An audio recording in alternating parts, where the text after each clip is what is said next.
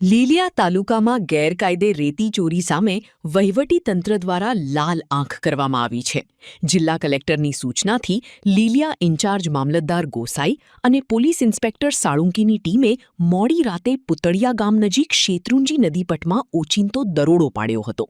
શેત્રુંજી નદીમાંથી ગેરકાયદે રેતી ભરીને આવતા ટ્રક ધારકોની ફિલ્મી ઢબે પીછો કરીને એક રેતી ભરેલું ડમ્પર ઝડપી લેવામાં આવ્યું હતું, જ્યારે અન્ય 4 ડમ્પરના ચાલકો રેતી ખાલી કરીને ભાગવાનો પ્રયાસ કર્યો હતો.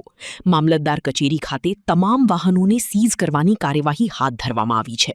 આ સફળ સંયુક્ત કાર્યવાહીથી રેતી માફિયાઓમાં ભારે ફફડાટ વ્યાપી ગયો છે. જે આજરોજ હું અને મારી ટીમ તાલુકાના લોકો તરફથી જે અસહ્ય ત્રાસ ડમ્પર ચાલકોનો હતો તેના અનુસંધાને વારંવાર અમોને રજૂઆત આવતી હતી.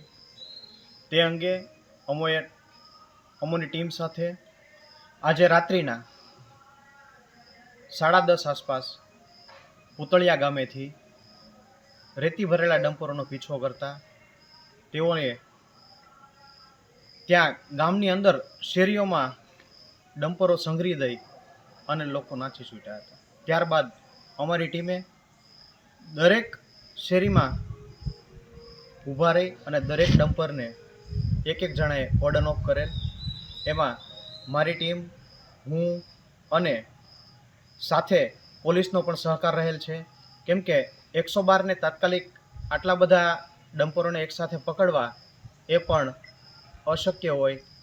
એટલા માટે પોલીસનો પણ સાથે અમે સહયોગ માગેલ છે અને તેઓ દ્વારા પણ અમને હેલ્પ કરવામાં આવેલ છે.